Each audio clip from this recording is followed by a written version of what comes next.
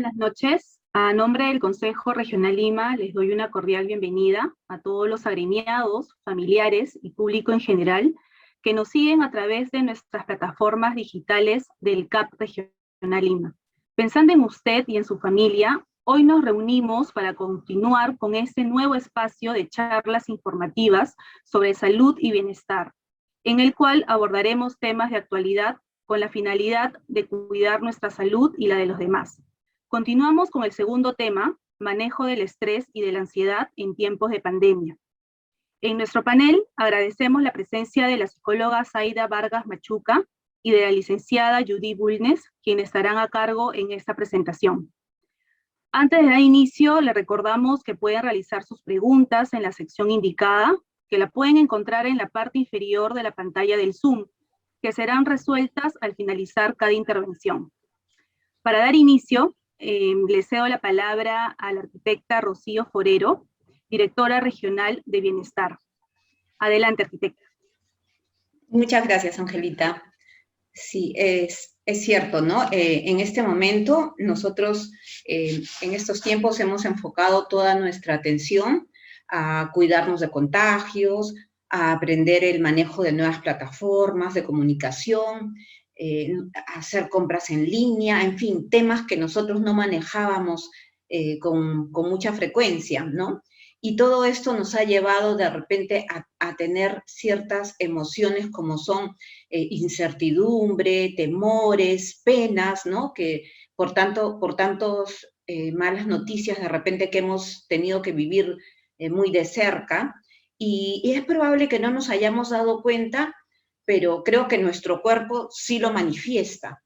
Y es por esa razón que esta noche nos acompaña la doctora Zaida Vargas Machuca y la licenciada Judy Bulnes para tocar este tema y ayudarnos a controlar y a identificar estos síntomas y cómo manejarlos, para lo cual les agradezco mucho, les doy la palabra y les doy la bienvenida esta noche y les agradezco el tiempo que, que nos están dedicando a tocar este tema tan importante. Muchas gracias, arquitecta. Sí, antes de dar inicio a la psicóloga Zaida Vargas Machuca, voy a leer una breve reseña para que la conozcan. Ella es profesional, licenciada en la Escuela Académico Profesional de Psicología de la Universidad Nacional Federico Villarreal, colegiada con estudios de maestría en Psicología Clínica, con mención en Psicoterapia del Niño y del Adolescente, de la Universidad Peruana Cayetano Heredia, graduada en la especialidad de Modificación de Conducta y TREC en adolescentes y adultos, en el Instituto Peruano de Psicoterapia Cognitiva Conductual.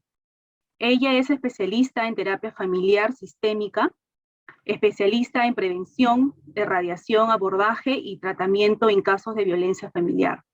También ha desempeñado funciones en instituciones públicas y privadas en el ámbito de la psicología clínica, educativa y organizacional. Le cedo la palabra, doctora Zaida. Adelante, puede compartir pantalla. Listo, buenas noches, muchas gracias por la presentación.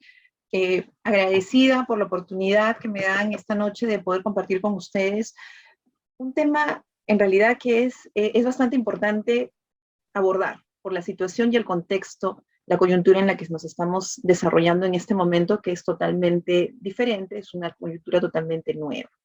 A ver, voy a compartir pantalla.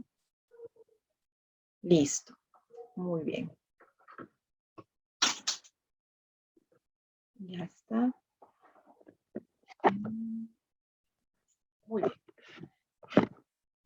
Bueno, para empezar a hablar acerca del manejo del estrés y la ansiedad en tiempos de pandemia, es importante primero realizar una psicoeducación que nos permita entender en qué consiste estrés, en qué consiste ansiedad.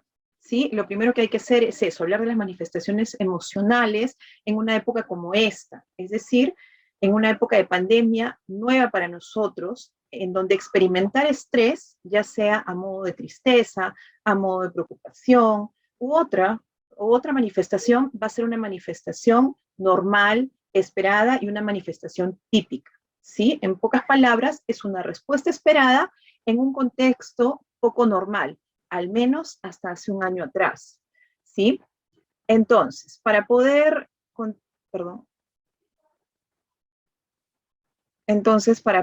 empezar, es importante delimitar que muchas veces ansiedad y estrés se usan como sinónimos. Entonces, esto puede generar algunas confusiones. ¿Y dónde surge esta confusión? Por ejemplo, en que ambos se producen como parte de una reacción característica de la fisiología del ser humano. Es decir, es una reacción o una activación de nuestro cuerpo. Pero diferenciarlo es importante y también puntualizarlo, porque existen diferentes tipos de estrés. Por ejemplo, el estrés crónico, el estrés laboral, el estrés agudo. Y si vamos a hablar de ansiedad, también existen otras manifestaciones de la ansiedad, como el TOC, el trastorno obsesivo compulsivo, el trastorno de ansiedad generalizado, ataques de pánico, entre otros. Entonces, es importante por ello hacer este paralelo, ¿no? Por ejemplo, en el estrés y la ansiedad hay que tener en cuenta cuál es la etiología, cuál es el carácter adaptativo de cada uno de ellos, si intervienen factores internos o factores externos, y también el tema de los síntomas, qué tan transitorios y qué tan prevalentes son de acuerdo a cada uno de ellos. Entonces, cuando hablamos de la etiología, es decir, cuando hablamos del origen, ¿sí? Es importante entender que ambas representan una respuesta de nuestro cuerpo, en donde nuestro organismo o nuestro cerebro reacciona porque interpreta que algo a nuestro alrededor está representando una amenaza o un peligro. Entonces, el estrés es esta respuesta a esta situación de peligro, ¿sí? Pero es una respuesta natural y necesaria. ¿Por qué? Porque el estrés forma parte de nuestro instinto de supervivencia. Cuando esta respuesta natural se da en exceso es cuando surgen síntomas, ¿sí? Estos síntomas, ¿cuáles pueden ser? Preocupación, puede ser la depresión e incluso puede ser la ansiedad. Entonces, la ansiedad es un síntoma del estrés, ¿sí? Y lo que los hace de alguna manera similares es que suelen aparecer juntos, ¿no? En pocas palabras, una situación estresante provoca ansiedad como uno de sus síntomas. Entonces, la ansiedad se va a demostrar como un mecanismo de defensa que se va a activar como parte de la respuesta de nuestro cerebro que percibe una amenaza, ¿sí? Y se genera en cantidades elevadas y la persona va a padecer sintomatología desagradable que se caracteriza generalmente por el miedo. ¿Y el miedo qué es? El temor a lo desconocido. Y entendamos que esta pandemia es algo totalmente nuevo, por tanto, existe temor a lo desconocido. Entonces, como para dar un ejemplo, la situación estresante vendría a ser la pandemia, ¿sí? Y la respuesta que tenemos ante esta situación estresante es la ansiedad, que es el incrementar nuestros niveles de preocupación o de miedo producto de la pandemia, ¿sí? Después vamos a hablar de que la diferencia también está en el carácter adaptativo de cada uno de ellos. Es decir, los dos buscan que nosotros nos adaptemos a la situación. Pero en el caso del estrés, nos sirve para sobrevivir y permite que nos adaptemos de alguna manera con los cambios que se producen alrededor y nos impulsan a la acción. Pero la ansiedad como síntoma, cuando se presenta en niveles elevados, puede afectar significativamente el desarrollo de la persona que lo padece. Entonces surge la posibilidad de convertirse en un factor tanto funcional como en un factor disfuncional. ¿Cuándo es un factor funcional? Cuando el nivel de preocupación es normal y nos lleva a cumplir el objetivo de superación esperado. Por tanto, ¿qué quiere decir? Que mientras, más que esperado, yo diría la palabra correcta es deseado. Es decir, nos impulsa, cuando es funcional, nos impulsa a resolver un problema. Sin embargo, cuando se torna disfuncional, nos paraliza, nos genera malestar emocional y físico.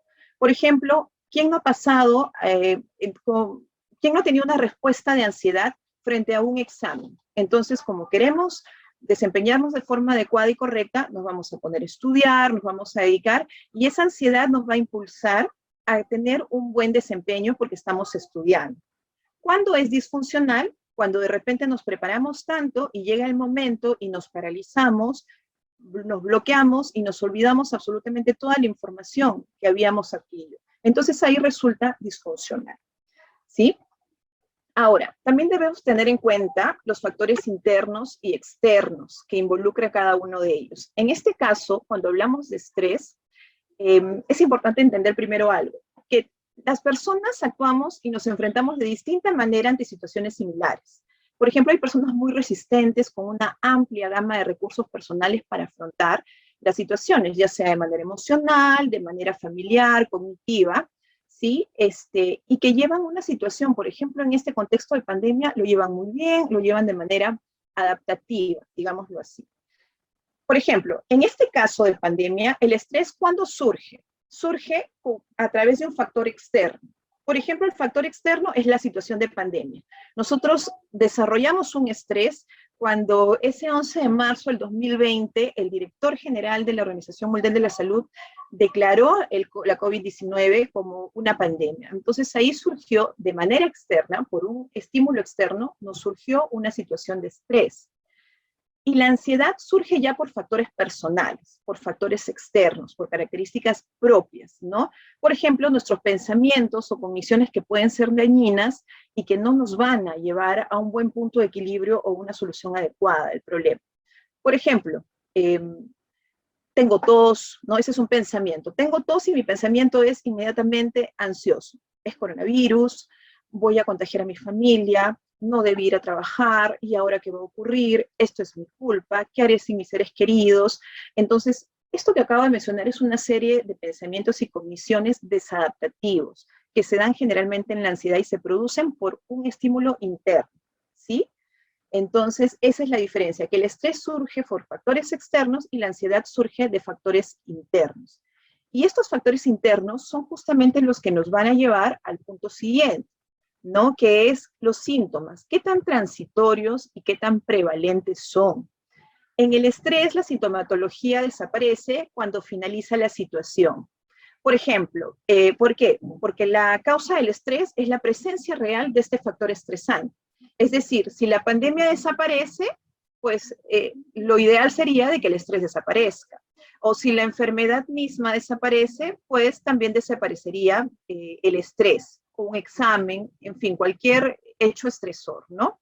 Y en el caso de la ansiedad, es probable que los síntomas se prolonguen y en algunos o muchos casos no encuentren final, porque como es un factor interno, si es que no lo sé manejar, puede generarse un fenómeno de funcionamiento circular o círculo vicioso, ¿no?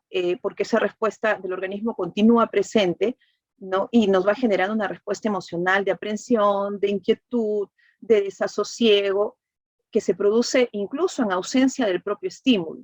¿Qué quiere decir esto? De que quizás en adelante podría ocurrir que una persona desarrolle una ansiedad continua post-pandemia, ¿sí? Por eso es importante estar alerta a los síntomas que vamos a ver más adelante para poder afrontar.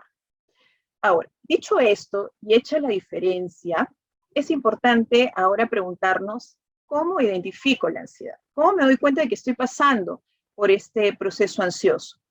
Acá es importante y quiero hacer hincapié de que esto no es un diagnóstico, no vamos a hacer un autodiagnóstico, ¿sí? Sino vamos a hacer solamente el reconocimiento de nuestras manifestaciones emocionales y nuestros síntomas físicos para poder de alguna manera encontrar una solución o mitigarlo con nuestros recursos personales, porque llega un momento cuando nos desborda, es cuando tenemos que reconocer que vamos a necesitar quizás una ayuda externa profesional, ¿ya? Entonces, ¿cómo identifico la ansiedad?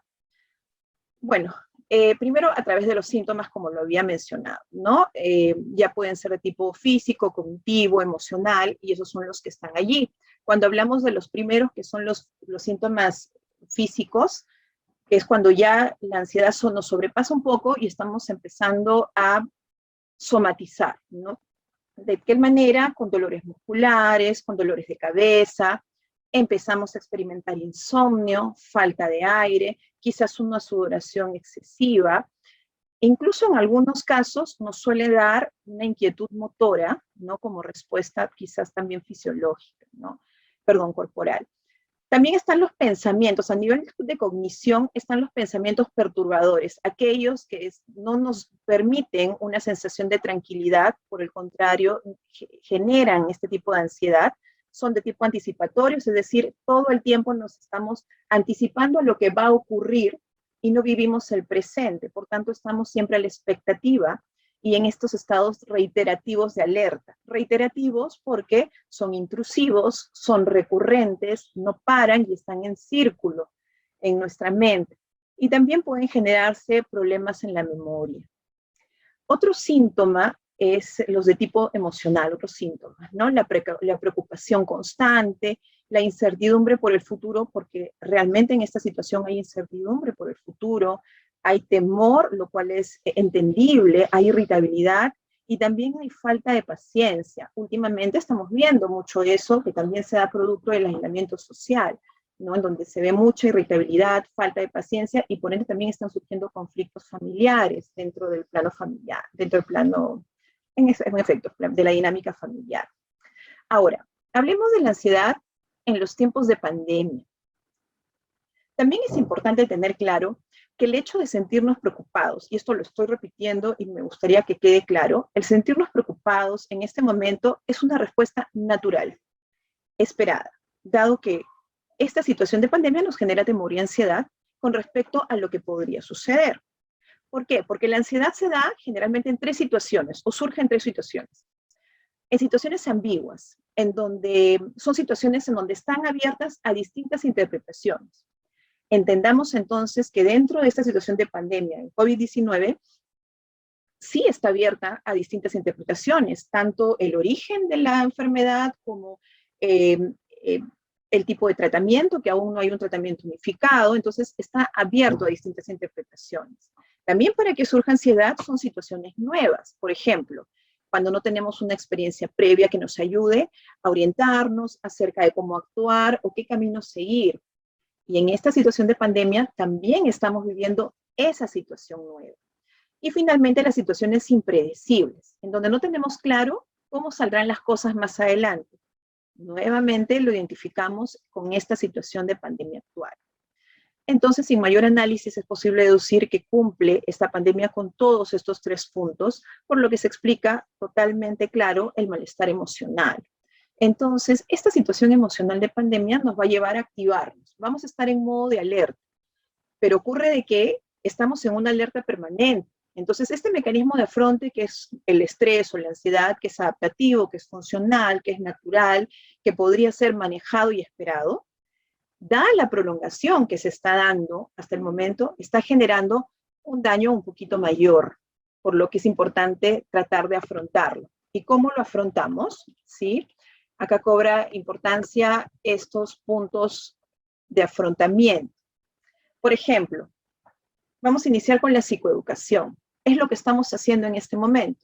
Tratar de entender qué es la ansiedad, qué es el estrés, cuáles son los síntomas asociados, ¿no? Entonces nos estamos psicoeducando para poder pasar al punto 2, que es el autoanálisis, que es hacer una autoevaluación que permita reconocerme a mí mismo, a mí misma y reconocer mis propias emociones. Repito, no es un autodiagnóstico, es un autoanálisis. Es como cuando vamos a un médico y le decimos cuáles son nuestros síntomas y el médico es quien diagnostica. Es igual, nosotros vamos a ir reconociendo cuáles son nuestros síntomas para poder no diagnosticarnos nosotros, pero si vemos que nos sobrepasa, sí solicitar un diagnóstico que nos pueda ayudar. También es importante en el afrontamiento de la ansiedad y del estrés, tomarse un descanso, ¿sí? Tomarse un descanso no durmiendo, sino tomarse un descanso haciendo pausas, sobre todo en esta coyuntura en donde se ha cobrado mayor importancia y mayor peso todas las tecnologías, ¿no? Han cobrado mayor protagonismo. Entonces, en algunos casos, no en todos, incluso los horarios laborales se están extendiendo, ¿no? Y no hay una desconexión digital propiamente dicho a nivel laboral, entonces no hay una desconexión ni un descanso. Entonces, tendríamos en este caso para afrontar el estrés, generar estas pausas obligatorias, porque necesitamos descansar no solamente a nivel físico, sino también a nivel mental. Y el cuarto, que son las noticias, ¿no? Actualmente, las noticias que vemos son noticias desagradables, son traumáticas, ¿por qué no? Si cabe el término, que nos generan inevitablemente un impacto psicológico. Entonces, lo que podemos hacer es reducir este tiempo, ¿no? Tomarnos descansos, de dejar de mirar la televisión, de dejar de leer o escuchar noticias, e incluso esto incluye redes sociales, ¿no? Estar bien informados. Y si nos gusta estar bien informados, es importante, ¿por qué no hacerlo? Pero escuchar noticias sobre la pandemia de manera constante podría resultar un factor estresor que puede jugarnos en contra. Otro punto también para el afrontamiento es cuidar nuestro cuerpo. Y cuando hablamos de cuidar nuestro cuerpo, no solamente hablamos de una alimentación balanceada, de realizar ejercicios regulares, de dormir bien, sino también tener en cuenta un factor que se está dando mucho actualmente, ¿no? Que antes el consumo de bebidas alcohólicas se daba en contextos sociales en su mayoría, pero ahora en una situación de aislamiento social está empezando a aumentar el consumo individual, ¿no? Entonces, el consumo de alcohol como un método de escape de la ansiedad que produce el confinamiento o el aislamiento social no es para nada recomendable, al igual que el uso de tabaco y otro tipo de sustancias. También está la comunicación, ¿no? Comunicarnos con otras personas, hablar con otras personas, ya sea de nuestra confianza, acerca de nuestras inquietudes, de cómo nos estamos sintiendo, de cómo se siente la otra persona. Aprovechemos estas tecnologías que han acortado distancias desde hace unos años hacia acá adelante, ¿no? Imaginemos cómo hubiera sido una época de pandemia quizás en nuestro país en los años 80, en donde no teníamos esas tecnologías. El factor estresante quizás hubiera sido mucho mayor. Entonces aprovechemos esta oportunidad de tener las tecnologías, comuniquémonos con nuestros seres queridos, comuniquémonos con nuestros amigos, familiares, ¿sí? Y recordemos que nosotros como seres humanos somos seres sociales por naturaleza. Necesitamos interactuar con las personas, porque eso nos genera una salud mental saludable. También es importante hacernos un tiempo para relajarnos, ¿sí? Para tratar de hacer actividades que nos generen disfrute. Y si estamos pasando por un proceso de ansiedad propiamente dicho, también practicar, ¿por qué no?, terapias de relajación, ejercicios de respiración, que ahora los podemos encontrar en el internet, nos da una gama o un abanico de opciones para poder elegir música, alternativas, muchas cosas que nos podrían llegar a un estado de relajación óptimo. Y finalmente, las cogniciones funcionales. ¿Qué quiere decir esto? Pensamientos positivos, pensamientos adaptativos o pensamientos alternativos que nos ayuden a sentirnos mejor. Y acá voy a la siguiente, que habla justamente de estas cogniciones funcionales y cómo cómo tendríamos que entenderlo. Es importante también que entender que nuestros pensamientos influyen mucho sobre nuestras emociones y por ende influyen mucho sobre nuestras conductas. ¿Qué quiero decir? Que nuestra reacción ante un evento va a depender en gran parte de cómo lo vivo, cómo lo valoro y sobre todo cómo lo interpreto. Ahí estamos viendo un esquema ABC que es propio del TRET, ¿sí? La fuente es el Hospital el Hospital La Fe de Valencia, en donde lo explica muy bien. Por ejemplo, A representa la situación real, B representa los pensamientos que yo tengo respecto a A, es decir, los pensamientos que tengo con respecto a la situación real, y C es la consecuencia de mis pensamientos, es decir, C es la consecuencia de B. Por ejemplo, en la situación real ahí es, saludas a un vecino y este vecino no te responde. Entonces, la primera opción de pensamiento es, está enfadado conmigo, lo personalizo y me responsabilizo por una conducta externa, que en realidad no tiene nada que ver conmigo probablemente, pero la personalizo, ¿no? Entonces digo, está enfadada conmigo, enfadado conmigo. Y por tanto, la consecuencia va a ser el sentirme preocupada, el sentirme culpable por algo que no sé ni siquiera si es cierto. Entonces ahí voy a tener quizás una consecuencia desadaptativa que es producto de un pensamiento también disfuncional. En el segundo cuadro, por ejemplo, puedo pensar, el vecino no me saluda y no me responde, seguramente estaba distraído. Entonces, si pienso así, es muy probable que la consecuencia o mi sentimiento va a ser de indiferencia. No voy a sentir nada. ¿Por qué? no me responsabilizo por este tipo de evento. El tercero es, por ejemplo, el vecino no me saluda y digo, se cree superior, es un maleducado y termino emitiendo conductas de enfado, de tensión muscular, le retiro el saludo incluso o genero una discusión con él. Y finalmente, o una cuarta alternativa, por ejemplo, puedo pensar, a lo mejor tuvo un mal día y por ende puedo generar una respuesta empática, es decir, me preocupo por él, ¿no? E intento ofrecerle algo. Entonces, la línea C, que son mis respuestas y las consecuencias funcionales o disfuncionales van a depender del tipo de pensamiento que yo emita en relación a un evento, ¿sí? Entonces, si lo que se está pidiendo en este caso o se está recomendando es que nuestras cogniciones sean funcionales, es muy importante que cambiemos también nuestro esquema de pensamiento y de nuestra percepción referente a una situación, que la cambiemos a positivo, ¿sí? Ahora, también hablar de este contexto de pandemia nos lleva indefectiblemente a este tema, a este punto, ¿no? Que es el duelo. Esta pandemia trajo consigo duelo, mucho duelo, y no existen una palabra mágica ni tips milagrosos que nos vayan a permitir generar un cambio de un día para otro cuando hablamos de duelo. Pero durante el duelo es normal tener confusión, sentir pena, sentir tristeza, estar adoloridos e incluso sentir rabia, culpa o quizás miedo a lo que viene después. Pero estas reacciones pueden ser especialmente frecuentes e intensas justamente en esta condición de pandemia, porque es un duelo diferente, es un duelo interrumpido. Entonces, para poder afrontar en esta situación de pandemia una situación de duelo, es importante iniciar reconociendo y validando. ¿Qué quiero decir con esto? Que es importante validar las emociones propias y de quienes comparten mi dolor con respecto a este ser querido, ¿no? Validar mis emociones, reconocerlas y también entender las emociones de quien está a mi lado.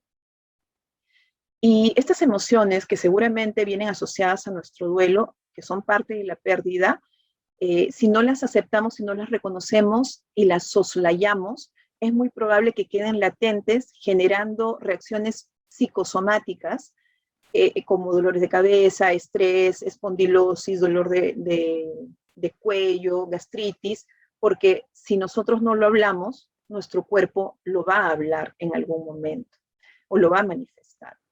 Entonces, en este caso, en esta primera parte del duelo es importante darse un espacio a solas. En esta primera parte sí son importantes los silencios, porque también, y no solamente los propios, sino de aquellos que deseamos apoyar también en esta situación de duelo, también debemos saber respetar esa postura y ese ensimismamiento temporal de una persona que está pasando por una situación de duelo. Otro punto también es aceptar la ayuda, ¿no? Una vez reconocidas nuestras emociones, es importante entender que podemos solicitar ayuda y no tener temor de pedirla durante este tiempo de pandemia. ¿Estamos en pandemia? Sí.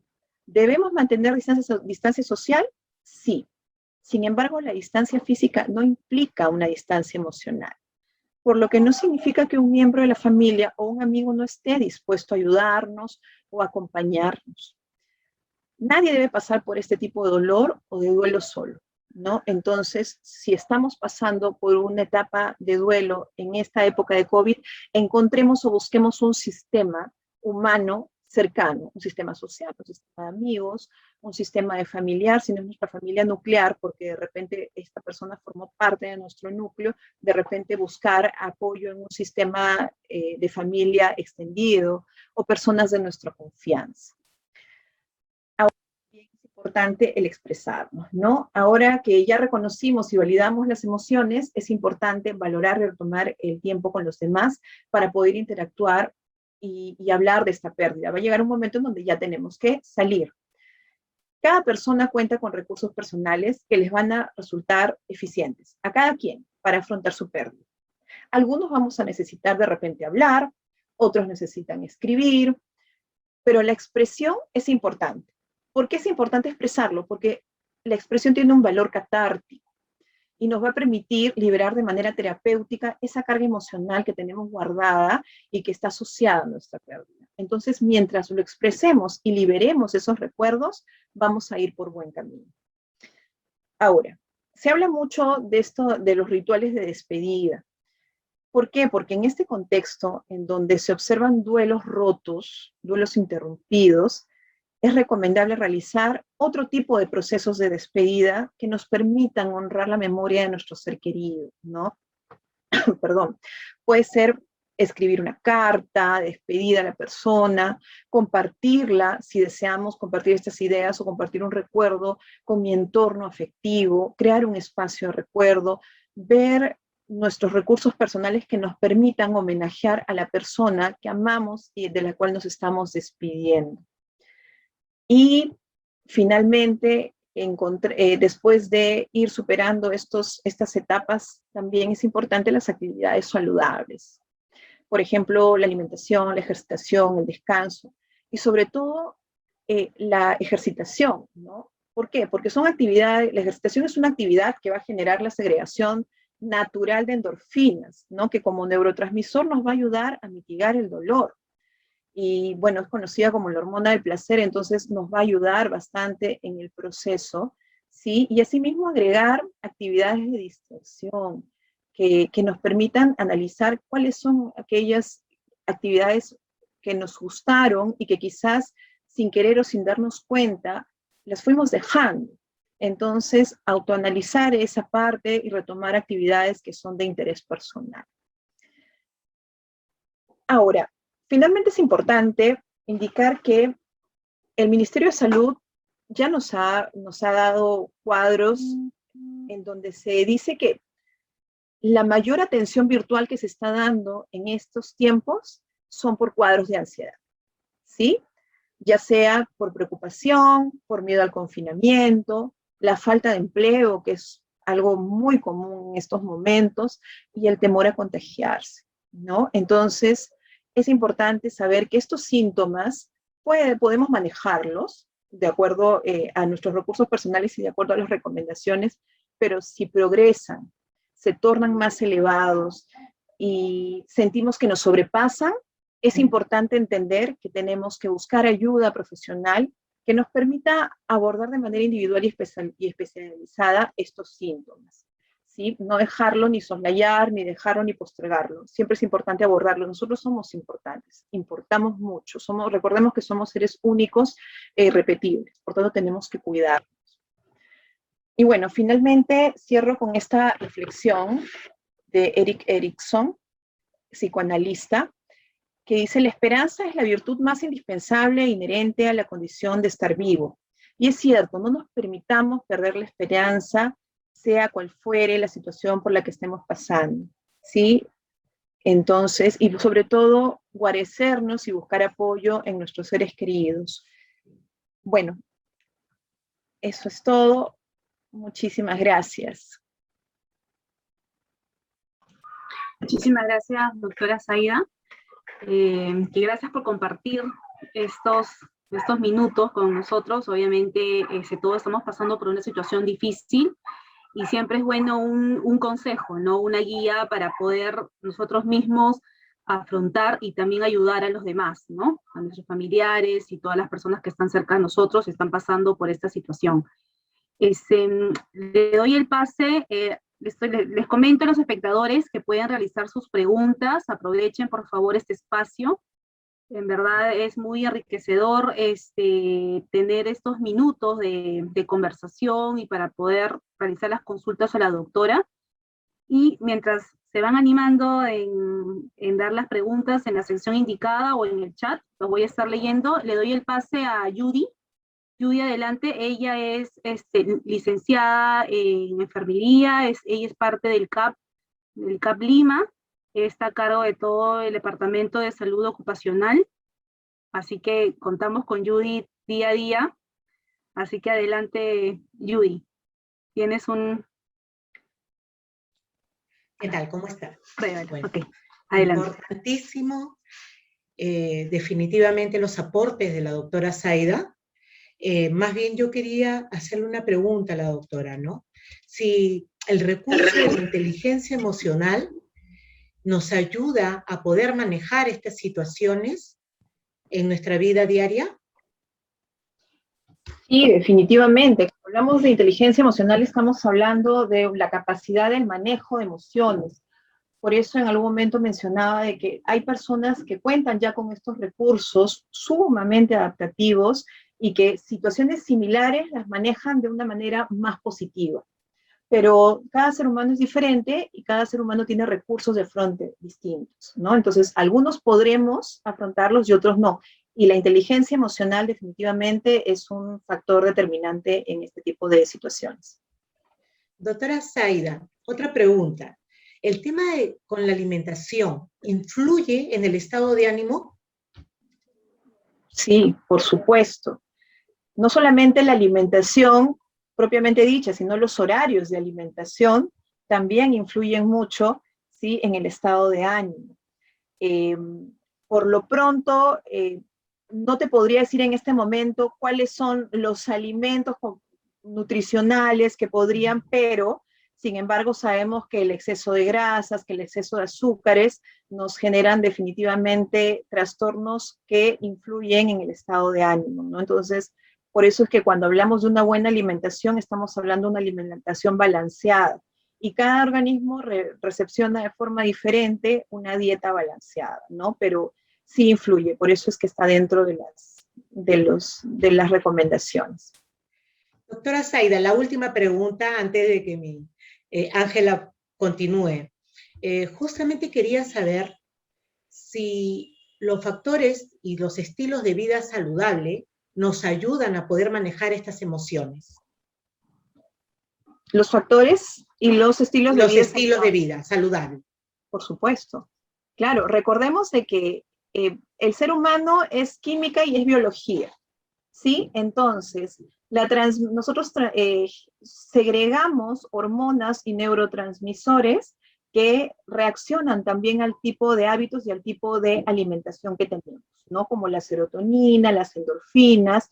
Entonces, si queremos de alguna manera estimular de manera natural nuestro organismo para experimentar una sensación de bienestar y de placer, tenemos que cuidar nuestros hábitos a través del ejercicio, que también nos produce endorfinas, por tanto felicidad. Es por esa razón que después de hacer ejercicio nos sentimos tan animados, nos sentimos tan bien con nosotros mismos. Incluso después de comer durante una semana saludable, nos sentimos también con otro estado de ánimo, porque estamos generando neurotransmisores diferentes, ¿no? Doctora, en la higiene de sueño, ¿qué tan importante es? ¿Perdón? La higiene de sueño, ¿qué tan importante es para el ser humano? Bueno, cuando hablamos de higiene de sueño, definitivamente sabemos que el sueño es necesario para poder descansar, ¿no? Entonces, el cerebro necesita descansar a pesar de que todo el tiempo está en funcionamiento. El cerebro necesita espacios de sueño y de vigilia, perdón, del estado onírico, ¿no? Entonces, sí es importante cultivarlo, sí es importante descansar de una manera efectiva, promover un estado de relajación correcto durante el sueño. Hay personas que a veces dormimos y no descansamos y nos levantamos con un estado de ánimo totalmente alterado, nuestra funcionalidad durante el día no es la mejor, ¿no? Entonces, y eso también se debe a factores estresantes, ¿no? Porque ¿qué pasa si nos vamos a descansar y tenemos una carga emocional producto de esta pandemia que no nos permite un descanso correcto y un descanso adecuado, ¿no? Entonces puede entrar a tallar ahí los ejercicios de relajación, los ejercicios de respiración. Existe también la programación neurolingüística, que es sumamente interesante, que es que de alguna manera nosotros nos programamos acerca de las ideas que mencionamos en voz alta y que decimos, ¿no? También puede servir en el tema del sueño. Ok, muchísimas gracias, doctora. Gracias. Ángela. Ok, Judy, muchas gracias. Doctora, hay unas consultas, bueno, dice, ¿qué hacer en casos de personas que viven solas, ¿no? Y por el distanciamiento no las podemos visitar. Ya. Justamente estaba mencionando algo así e hice una reflexión acerca, y esta reflexión la hice hace un momento porque también lo pensé yo hace poco. Decía, ¿cómo hubiera sido que nos toque una pandemia en los años 80 en donde no contábamos con las tecnologías de información y con las redes sociales con las que contamos ahora? Quizás hubiera sido tan o más difícil, ¿sí? Entonces, cuando hablamos, el amor se puede manifestar de distintas maneras, y brindar amor a nuestros seres queridos es brindar o respetar este aislamiento social. Entonces, por más deseos, por más ganas que tengamos de visitar a ese ser querido, podemos utilizar las tecnologías, ¿sí? Para conectarnos, para cortar distancias. Sabemos que no va a ser igual, sabemos que no va a ser lo mismo, pero definitivamente es algo a lo que tenemos que adaptarnos porque la situación se viene prolongando y es un mecanismo para no perder el contacto, ¿no? Sobre todo para las personas que indican que viven solas, ¿no? Que yo imagino que debe ser bastante complicado. Claro, hay una pregunta, nos dicen, ¿qué recomendaría usted a las personas que tienen TOC, ¿no? Y que se ha gatillado como consecuencia ahora en la segunda ola de esta pandemia? Actualmente esta persona tiene muchas obsesiones relacionadas a la contaminación, al germen del COVID, y realiza acciones disfuncionales, como lavarse constantemente las manos, se baña constantemente, evita el contacto con las personas, con cosas, porque supone, ¿no?, que está contaminado. Entonces, en este caso, si tenemos una persona cercana o sufrimos de eso, ¿qué es lo que podemos hacer, no? Cuando hablamos de un trastorno obsesivo compulsivo, estamos hablando pues de un trastorno mental, ¿no? Entonces, al hablar de un trastorno mental, no solamente debe ir el acompañamiento psicológico, sino también debe ir acompañado indefectiblemente por un tratamiento farmacológico. En paralelo, lo que podemos hacer en casa es psicoeducarnos en el tema y entender de que el trastorno obsesivo compulsivo funciona mucho con grupos de apoyo, que en este caso el grupo primario de apoyo es la familia.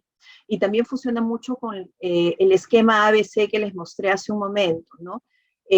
Enseñarle este esquema, aprenderlo y enseñarle a esta persona el esquema para que, de acuerdo a puntualmente a ese pensamiento recurrente que tiene, por ejemplo, en torno a la limpieza, ayudarlo a cambiar ese tipo de pensamientos para que su respuesta sea diferente. No esperemos un cambio de un día para otro. Este es un proceso. El ser humano no cambia de un momento para otro porque tiene que readaptarse. Sin embargo, ambas disciplinas tienen que ir de la mano. Pero un buen método, yo les recomendaría practicar el método ABC, que es de la terapia racional emotiva conductual.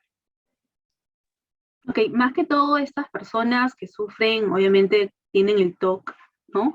Son personas con ansiedad. ¿Qué hacer en el momento si es que A o B se llegan a contagiar del COVID, ¿no? Porque eso es lo último que ellos esperan, ¿no? Porque siempre escucho que es ya lo peor, ¿no? Que ya esperan lo peor, incluso el miedo, ¿no? Entonces, en este caso, ¿qué hacer si esa persona llega a contraer el virus? ¿Cómo actuar?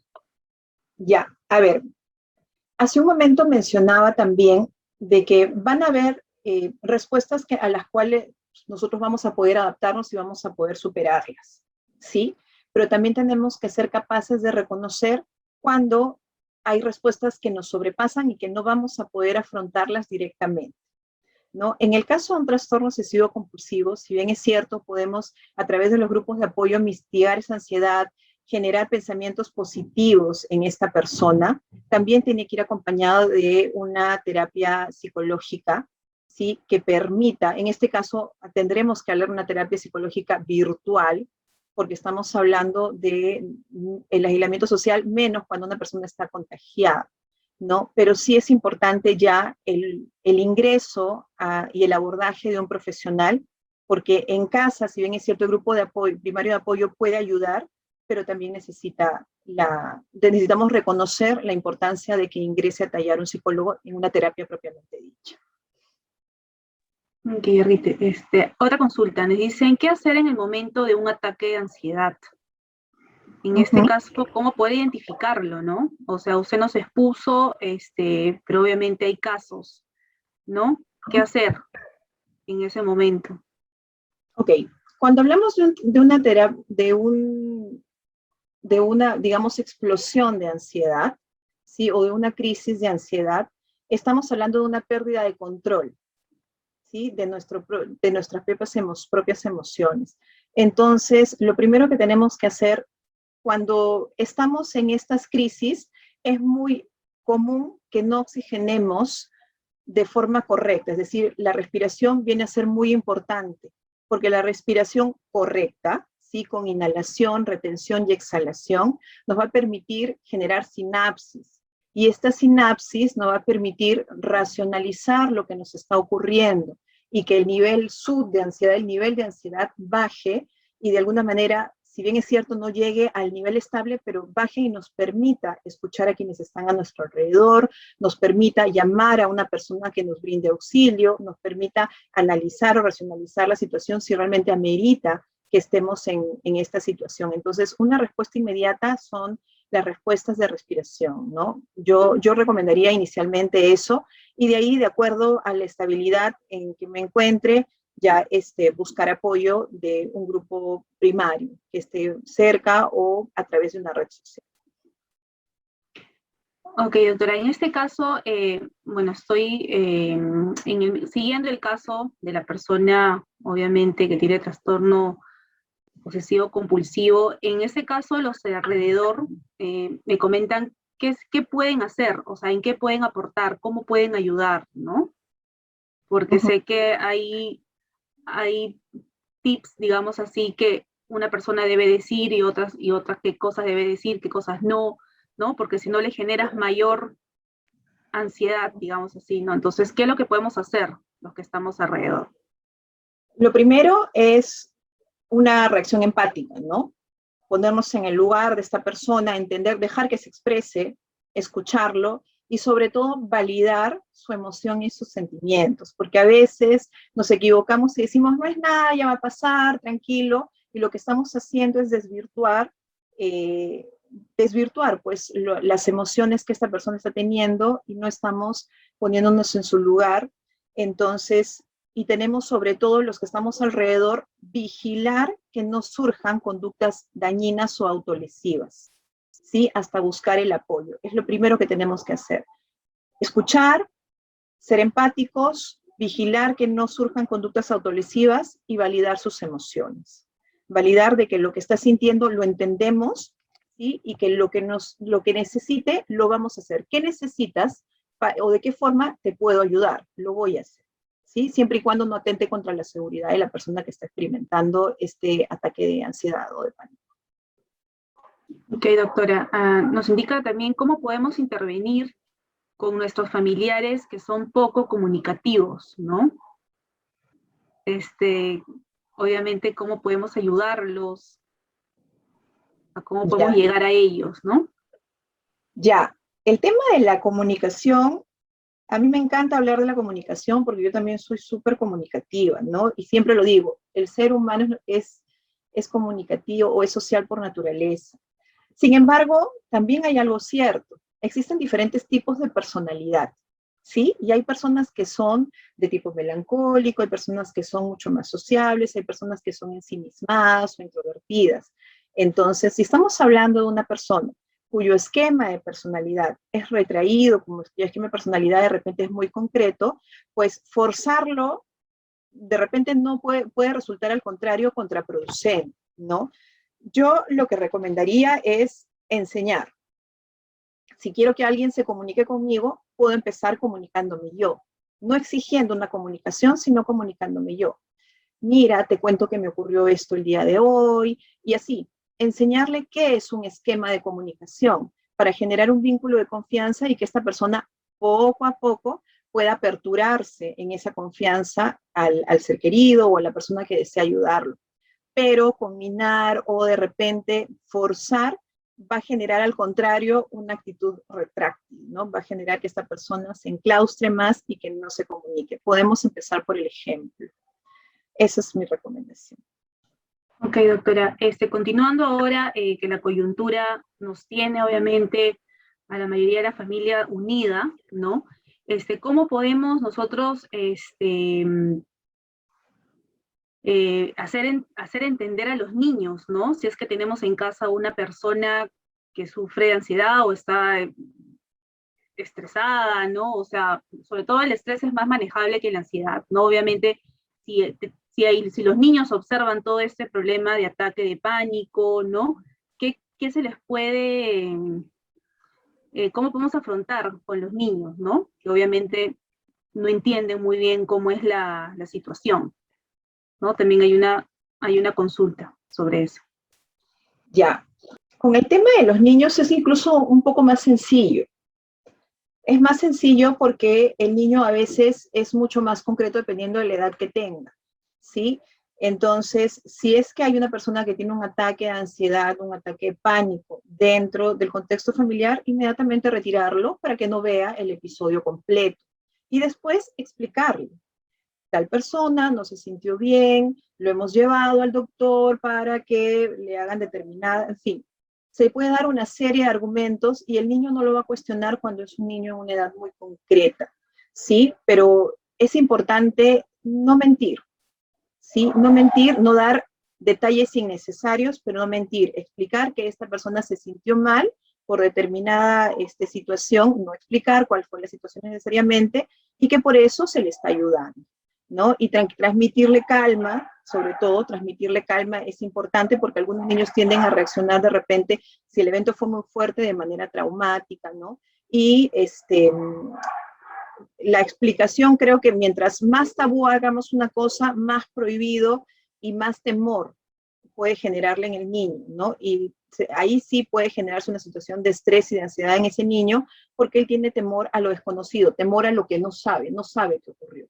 Entonces, ser honesto con un niño sin darle información innecesaria, yo creo que sería importante. Ok, doctora. Referente ahora a... Tenemos preguntas, por si acaso le informo que estamos en una transmisión por Facebook y nos están enviando unas preguntas. Nos indican también cómo podemos manejar ahora nuestro tiempo, ahora con el estrés, ¿no? De repente tenemos el trabajo a la vez, la casa, ¿no? Todos juntos. ¿Cuál es su recomendación usted referente a esta situación actual que la mayoría, bueno, la está algunos teniendo, ¿no? Referente con el trabajo en casa. Bueno, como decía, el trabajo en casa está generando horarios laborales extendidos. ¿Sí? ¿Que están generando un estrés laboral? Sí, sí están generándose. Entonces, es muy importante hacer uso de la desconexión digital. Tenemos que crearnos una rutina en donde respetemos nuestros propios horarios laborales que nos permitan también establecer espacios de compartir dentro de la familia, ¿no? Porque si no, pues se va a generar no solamente una crisis laboral, sino también una crisis o un desajuste en el plano familiar, ¿no? También los tiempos fuera también son muy importantes dentro de la familia, porque ahora nos encontramos en una coyuntura en donde antes nos veíamos de repente solo en las tardes o solo en las noches, ahora nos vemos los 7 por 24 y quizás no estamos acostumbrados a manejarlo. Entonces los tiempos fuera y las actividades individuales también son importantes, ¿no? Es que cada uno establezca una rutina individual en donde pueda hacer cosas que le generen distracción, le generen un espacio de desconexión, un espacio de relax. También eso es importante, pero esos son recursos personales que cada quien, de acuerdo a lo que le agrade, tendría que generar como rutina dentro de casa. Ok, doctora, acá nos acaba de ingresar una pregunta, a ver si nos puede dejar un poco más claro cómo identificar un ataque de ansiedad, ¿no? Si ya lo hemos comentado antes, pero les ha quedado una duda de cómo identificarlo, ¿no? Imagino que los síntomas, ¿no? Bueno, el ataque de ansiedad, la ansiedad está caracterizada por una respuesta también fisiológica, no solamente emocional, ¿no? Por ejemplo, una sensación de pánico, una sensación de catástrofe, el aumento del ritmo cardíaco, si es que es posible para nosotros identificarlo, sudores, temblor corporal, sensación de debilidad, sensación de cansancio, irritabilidad. En realidad hay toda una serie de sintomatología individual y diferente para cada una de las personas, pero se caracteriza también, o podemos identificarla cuando hay la sensación de pánico o de catástrofe, ¿no? Esa es una forma que podemos identificar, aparte de los síntomas fisiológicos que pueden surgir, como sudoración, temblor y esos que he mencionado. Pero principalmente la sensación de peligro o de catástrofe. Ok, doctora, para finalizar, tenemos una pregunta general, de repente desde su perspectiva como profesional. Nos indican qué recomiendan o qué recomienda usted para llevar la cuarentena una vez que detectan COVID. Sabemos que debemos controlar el estrés, las emociones, etc. Algo general ya, doctora, agradecerle por brindarnos este espacio, estos minutos con nosotros, y como mensaje final, ¿no? Para que nos pueda brindar palabras. Ya. A ver, la situación de pandemia, sobre todo para aquellos que nos ha tocado vivir de cerca, de repente un familiar que se contagia o contagiarnos nosotros mismos, nos ha dejado muchas enseñanzas. Número uno, sabemos que es una enfermedad impredecible, ¿sí? Entonces, esto hace que quizás nuestros niveles de ansiedad aumenten justamente por la incertidumbre de qué es lo que va a pasar. ¿Sí? El pensamiento positivo, las cogniciones adaptativas son sumamente importantes. Por eso es que al final puse esa reflexión de no permitirnos perder la esperanza, porque es ahí cuando definitivamente nuestras respuestas en base a estos pensamientos van a generar situaciones de estrés, vamos a perder el control, vamos a generar estados de llanto que nuestra familia, quizás un contagiado, no necesita vivenciar, porque necesita enfocarse en su propia recuperación, ¿no? Entonces eso creo que es lo principal, no perder la esperanza para poder manejar bien nuestras emociones. Ok, doctora, para finalizar, ingresado una pregunta, ya será lo último. Me dicen, entiendo que la baja de serotonina afecta el aspecto emocional. Si de ser cierto, ¿qué recomendaría para poder superarlo? A ver, la baja de serotonina sí afecta el estado emocional. Podemos segregar serotonina comiendo determinada cosa que nos agrada, haciendo ejercicio, ¿sí? Entonces, o practicando una actividad saludable que nos agrade, generamos serotonina de manera natural. Entonces, de repente para mí, el hacer aeróbicos me genera un bienestar y una sensación de placer, ¿sí? Porque estoy segregando serotonina. De repente para mi mamá, el comer un helado de chocolate le genera, el aumento de la serotonina. Pero si estamos hablando de una baja en la serotonina, es importante consultar también con un especialista. ¿Por qué? Porque justamente con el desajuste de la serotonina pueden surgir trastornos depresivos y por tanto se requiere el abordaje médico tanto como el psicológico. Ok, doctora. Bueno, ya es la última pregunta. En verdad te agradecemos bastante que nos comparta su experiencia y sus recomendaciones. Igual también, gracias Judy por acompañarnos. A partir de ahora vamos a estar haciendo estas charlas de salud y bienestar al menos una vez al mes para todos los agremiados, familiares y público en general que nos sigue.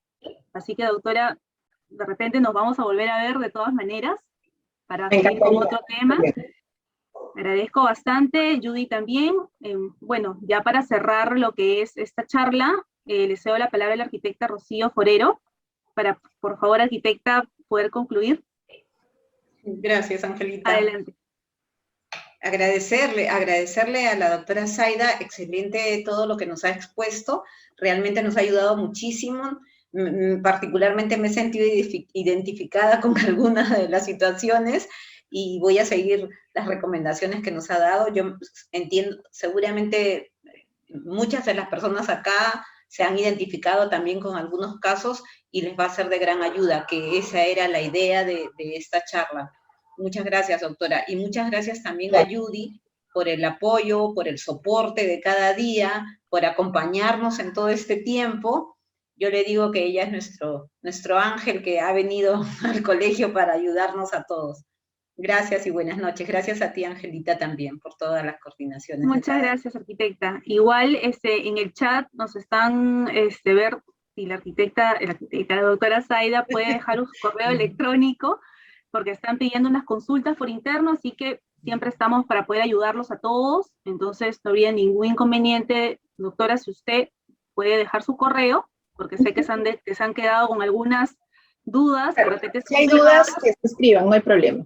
Exacto, no hay ningún problema. Entonces, bueno, muchas gracias, arquitecta Rocío, por acompañarnos también en este espacio que hemos aperturado a partir de este mes de marzo.